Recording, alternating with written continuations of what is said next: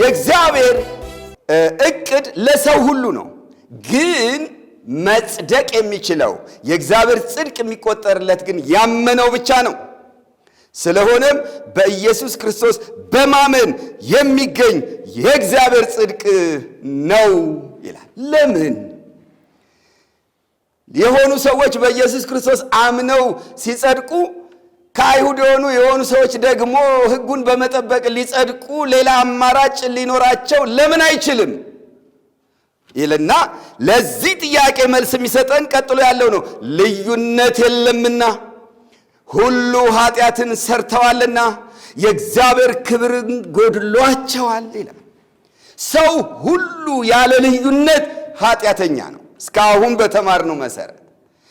እንደሱም ከሆነ ሰው ሁሉ ያለ ልዩነት የእግዚአብሔር ክብር የጎደለው ነው። መጀመሪያ ነበረው ማለት ነው። አዎ በኤድን ገነት የነበረውን ኃጢአት ያልነካውን እንደተፈጠረ የነበረውን አዳምን የሰው ልጅን አዳምና ሔዋንን ስንመለከት እንዴት ባለ ክብር እንደነበሩ እናውቃለን። የእግዚአብሔር መልክና ምሳሌ የነበረባቸው ከእግዚአብሔር ጋር የሚነጋገሩ የእግዚአብሔር ድምፅ በገነት ሲመላለስ የሚሰሙ ከፍ ባለ የክብር ደረጃ ላይ የነበሩ ናቸው። ነገር ግን መጨረሻ ላይ ራቁታቸውን እንደሆኑ አወቁ፣ አፈሩ፣ ሊደበቁ ሞከሩ። ይሄ ብቻ አይደለም፣ እግዚአብሔር ገለጣቸው፣ ፈረደባቸው። ከዛስ ከኤድን ገነት ተባረሩ። የእግዚአብሔር ክብር ጎደላቸው። ከዛም ተመልሰው እንዳይገቡ የምትገለባበት ሰይፍ የያዘ ኪሩብ እዚያ ሲቆም እናያለን። ስለዚህ ገና ከጅማሬው እግዚአብሔር ክብሩን ከነሱ ውስጥ አነሳ። ከዛ በኋላ ኃጢአተኛውን ሰው ስታዩት ቅድም ጀምር እንዳረኩት በኖህ ዘመን ብትሉት፣ ከዛም በኋላ ባለው ዓለም ብትሉት፣ በእስራኤል ታሪክ ብትሉት የእግዚአብሔር ክብር እንዴት እየለቀቀ ሲሄድ እንደነበረ እናያለን።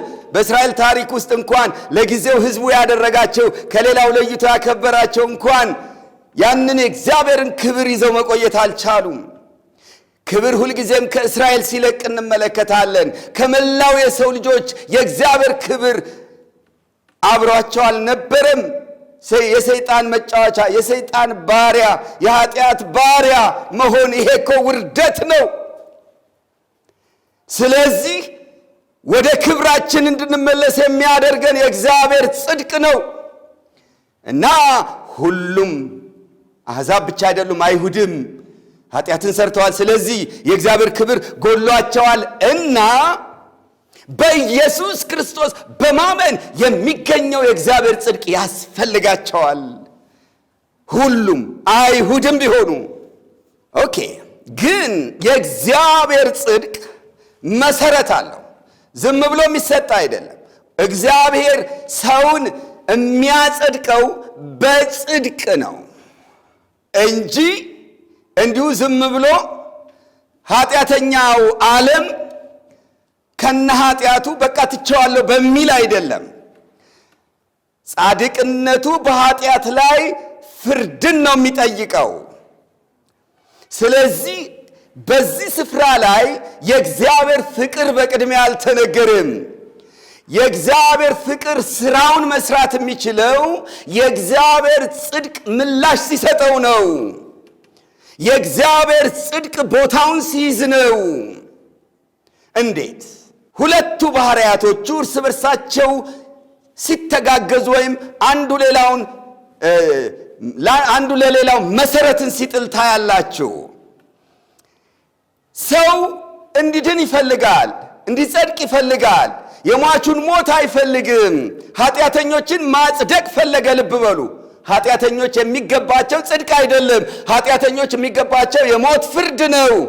ስለዚህ ጻድቅነቱ የሞት ፍርድን በማድረግ ነው የሚረካው። ግን ደግሞ እንዲጸድቁ ይፈልጋል። እንዴት? ለዚህ መፍትሄ የሰጠው ሰው አይደለም፣ ራሱ እግዚአብሔር ነው። የቤዛነት መፍትሄ የሚባል ነገር ይመጣል። ስለዚህ ቀጥሎ ቁጥር 24 ላይ በኢየሱስ ክርስቶስም በሆነው ቤዛነት በኩል እንዲያው በጸጋው ይጸድቃሉ አለ። ይሄ ነው የቤዛነት ሥራ ስለተሰራ እግዚአብሔር ለጻድቅነቱ ምላሽ ያገኛል። ኃጢአተኛውን ለማጽደቅ ከተፈለገ የኃጢአተኛው ፍርድ መፈጸም አለበት። ያን ራሱ ላይ ካረፈ ደግሞ ኃጢአተኛው ላይ ያ ፍርድ ካረፈ ምኑን ጸደቀው? ምኑን ተቀባይነት አገኘው? እንደ ጻድቅ መች ታየ? ስለዚህ ሰለባ ወይም ቪክቲም ወይም ቤዛ አስፈለገ፣ ምትክ አስፈለገ። በኃጢአተኛው ምትክ የሚሞት አስፈለገ። ይሄም ከራሱ ዘንድ ተገለጠ። በሥጋ የተገለጠው ጌታ ኢየሱስ ክርስቶስ በመስቀል ላይ ቤዛ ከፈለ፣ ራሱን ቤዛ አድርጎ አቀረበ።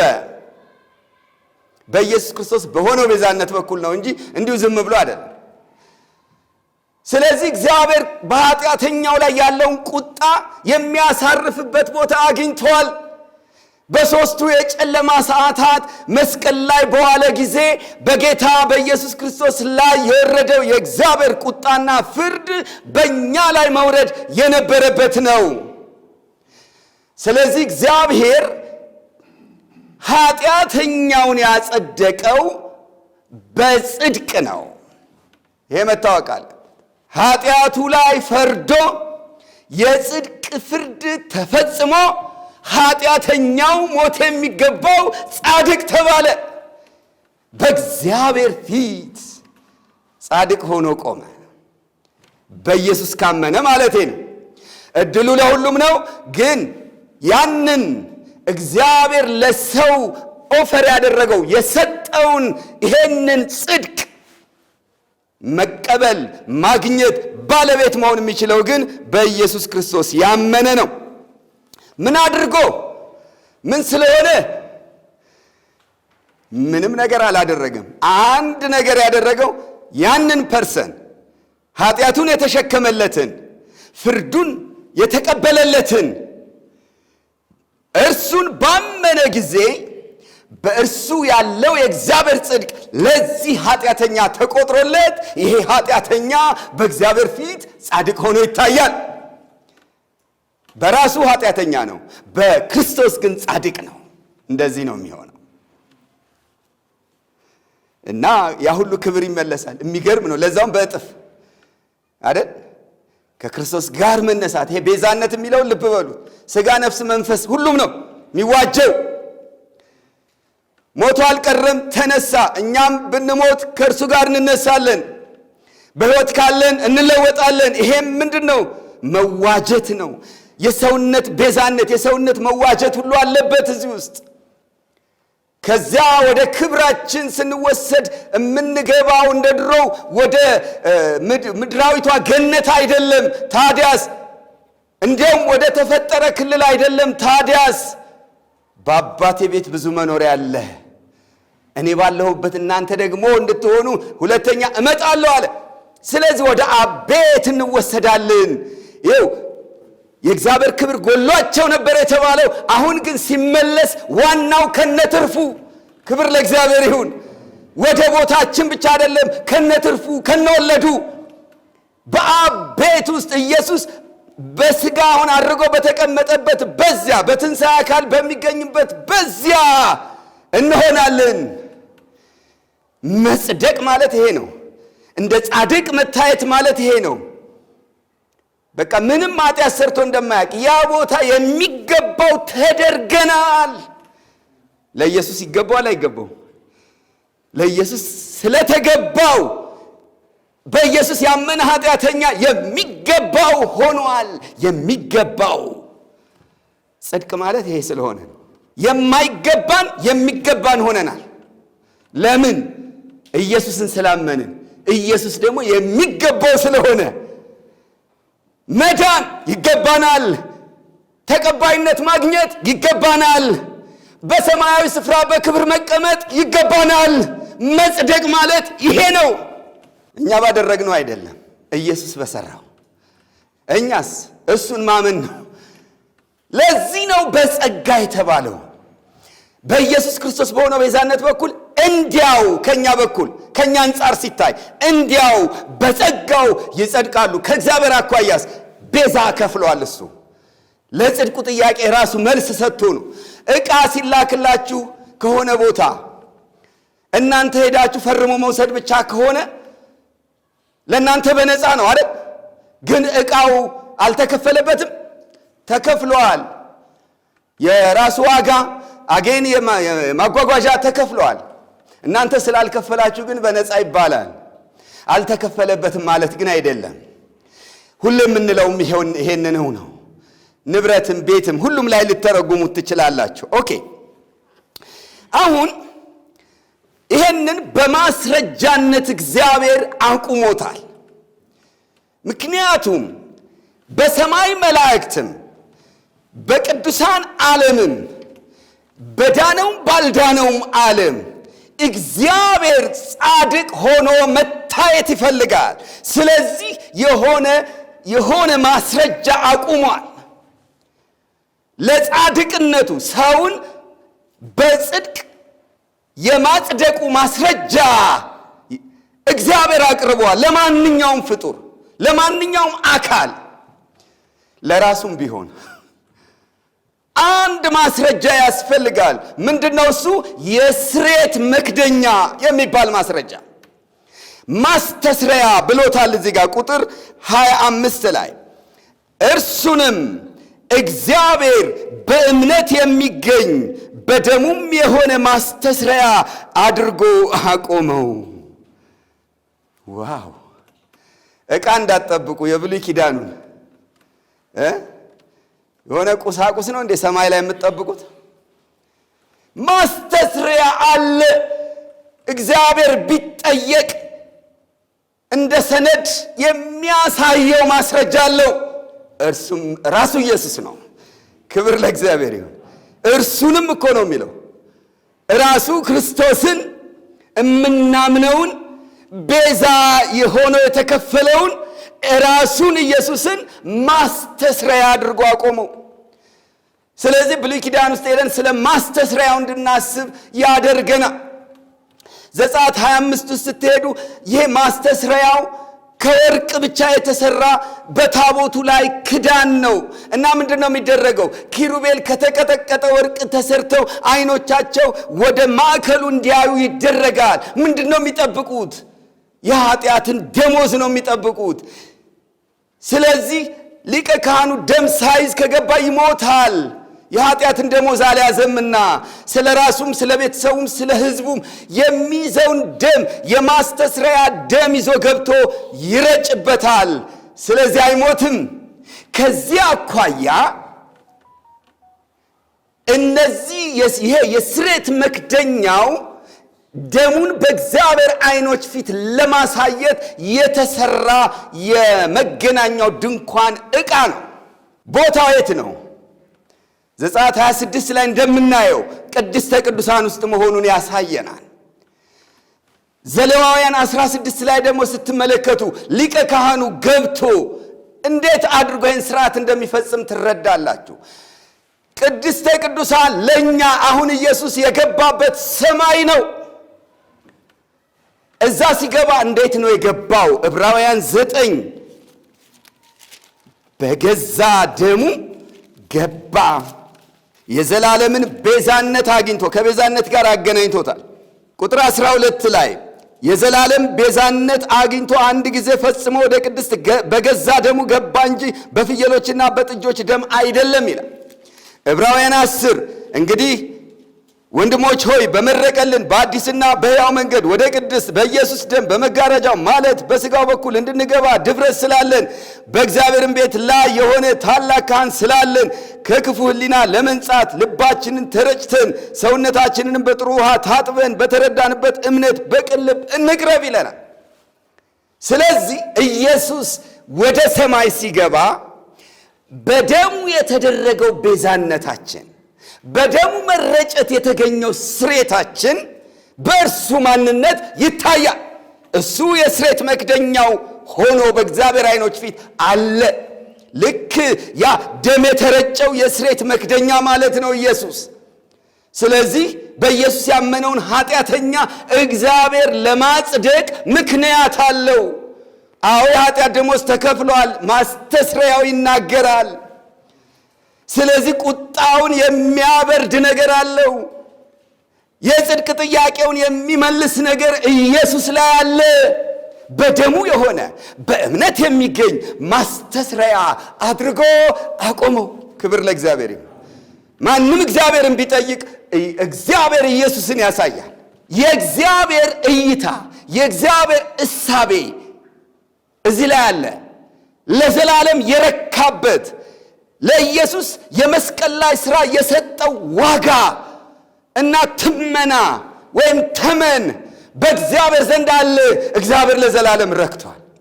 ወገኖቼ በምናምንበት ጊዜ እኛ ኢየሱስን ስናምን እንዲሁ ዝም ብለን በራሳችን እይታና አቅም በተረዳነው መጠን አይደለም የምናምነው።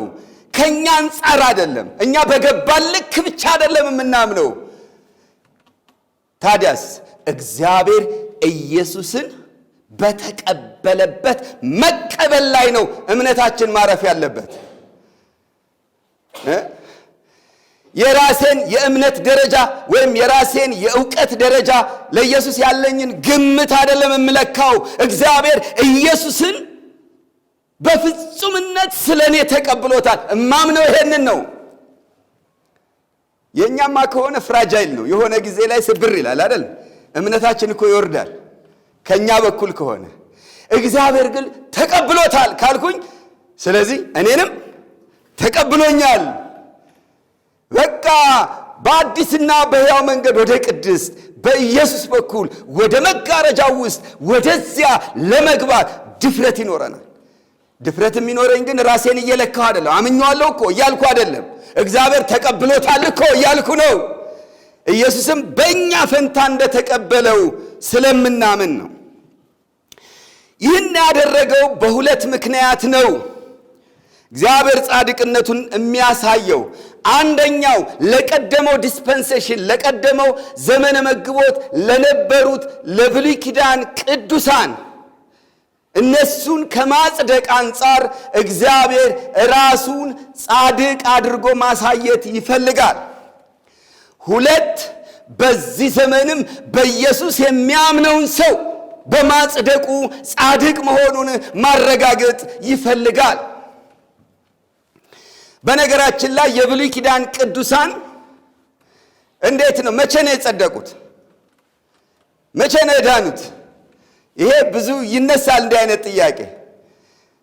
ጌታችን መስቀል ላይ ውሎ ወደ መቃብር ገብቶ እስኪነሳ ድረስ እንዳልዳኑ እና ሁሉም ቅዱሳኑ እነ አዳም እና አብርሃም ሁሉ ማለት ነው እንግዲህ እነ ኢዮብ ሁሉ እነ ዳዊት ሁሉ እነዚህ ሁሉ ሲኦል ነበሩ። ከዛ በኋላ ጌታ ሞቶ ከተነሳ በኋላ ገብቶ ነው ከሲኦል ያወጣቸው። ያንን የጸደቁት ያንን የዳኑት የሚል ያው የቆየ እምነት አለ፣ መረዳት አለ።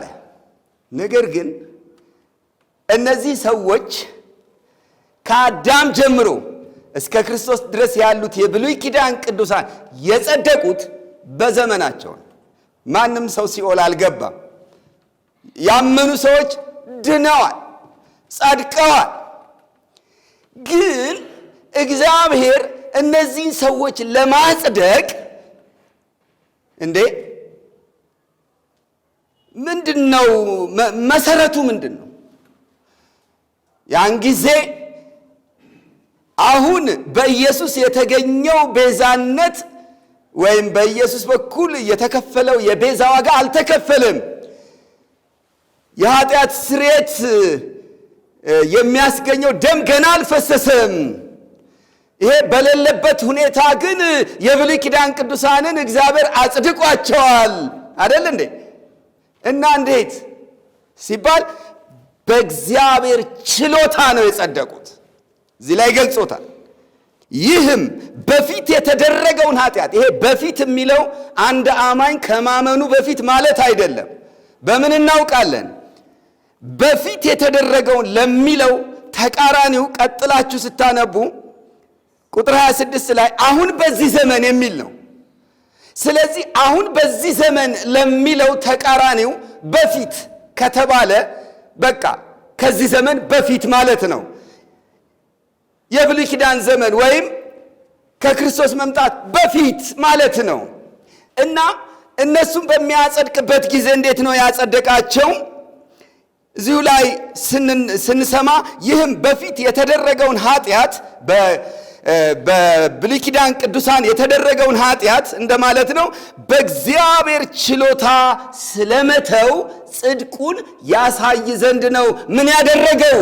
ማስተስሪያውን ያቆመው። ከኋላ እንዳትረሱ፣ ሐሳቡን አንድ ላይ ነው ማያያዝ ያለባት። እግዚአብሔር ማስተስሪያ አድርጎ ኢየሱስን ያቆመው በፊት በብሉይ ኪዳን ዘመን የተደረገውን ኃጢአት በችሎታው በመተው ምክንያት ጻድቅነቱን ያሳይ ዘንድ ነው። ይሄ ችሎታ የሚለው ቃል ፎርቢሪንግ መቻል ብላችሁ አንብቡት። ታግሶ ችሎ ኃጢአታቸውን ማለት ነው። ችሎ አጸደቃቸው። በመቻል ነው ያጸደቃቸው። እነሱ በመታገስ ነው ያጸደቃቸው። ምንድን ነው የሚታገሰው? ለምንድን ነው የሚችላቸው? ኃጢአት አለ፣ ፍርድ ይገባዋል፣ ግን ልቻለው አለ እግዚአብሔር። ለምንድን ነው የሚችለው? ምንድን ነው እንዲታገስ ያደረገው? እንዲችላቸው ያደረገው? በመቻል ሊያጸድቃቸው ያደረገው ምንድን ነው ሲባል ለዚህ ኃጢአታቸው ዋጋ ይከፈላል። ምሳሌ ደግሞ የበግ መስዋዕቶች አሉ አይደለ?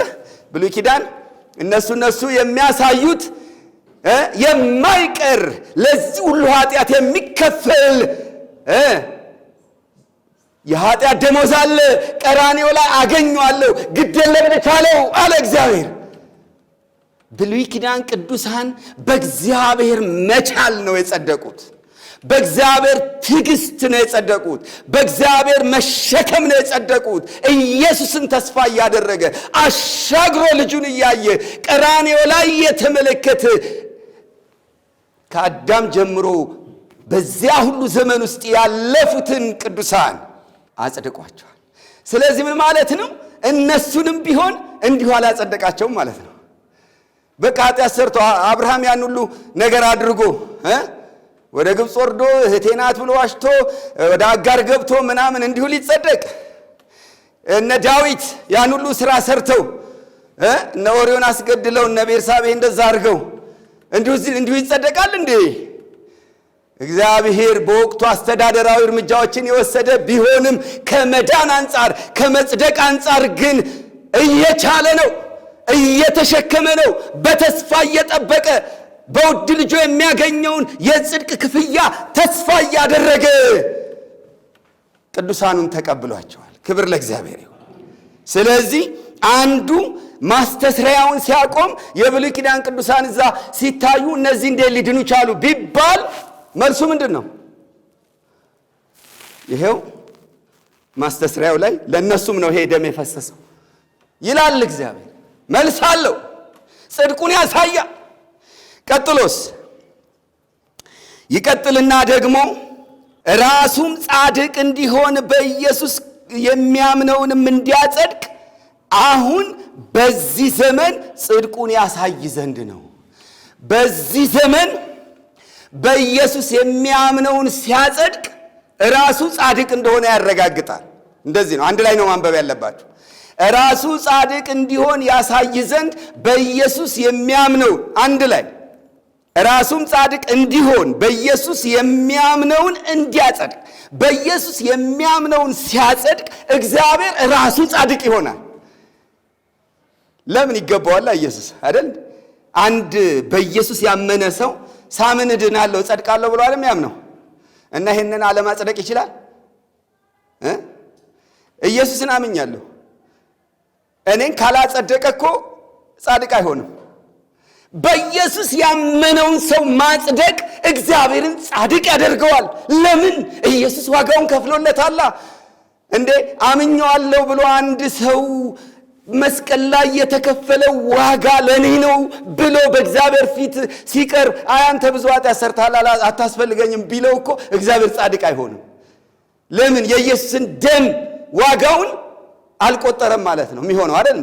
ስለዚህ አንድ ኃጢአተኛ መስቀል ላይ ስለኔ ሞት የሞተው ኢየሱስ አለ ብሎ ያመነውን ሰው የማጽደቅ በቃ የጽድቅ ግዴታ አለበት ማለት ነው። የመቀበል ባህሪያዊ ግዴታ አለበት። በኢየሱስ ያመነውን ሰው በማጽደቁ እግዚአብሔር ጻድቅ ይሆናል። ያው ጻድቅ ነው ኖርማሊ፣ ግን ፕራክቲካል በሆነ መንገድ ጻድቅ ይሆናል ማለት ነው። ክብር ለጌታ ይሁን። በዚህ ዘመን ጽድቁን በዚህ ያሳይ ዘንድ ነው ይላል። እግዚአብሔር ይመስገን። ስለዚህ የብሉይ ኪዳን ቅዱሳንን በማጽደቁ ደግሞም ዛሬ በኢየሱስ የሚያምኑ ሰዎችን በማጽደቁ በሁለቱም እግዚአብሔር ጽድቁን አሳይቷል። ክብር ለእግዚአብሔር ይሁን። እንግዲህ ከዚህ በኋላ ትምክህት እንግዲህ ወዴት ነው ይላል። ለምንድን ነው ትምክህት የትምክህት ጥያቄ የተነሳው? መጽደቅ በምንድን ነው ስለተባለ ነው። እስካሁን በሕግ ሥራ እንዳይባል ሥጋን የለበሰ ሁሉ የሕግን ሥራ በመስራት አይጸድቅም ተባለ። ልብ በሉ እና የተረጋግጦ አይደል እንደ ያለ ሕግ እኮ ነው የተገለጠው። ያለ ሕግ ሲሆን በምን በማመን ሆነ። ስለዚህ በማመን ብቻ ከሆነ እንደውም ያመነውን በማጽደቁ እግዚአብሔር ጻድቅ የሚሆን ከሆነ እና ሰው ይሄን አድርጌ ይሄን ጠብቄ ብሎ ሊመካ የሚችልበት ነባራዊ ሁኔታ አለ። እንግዲህ ትምክህት ወዴት ነው አለና እርሱ ቀርቷል። በቃ ቀረ።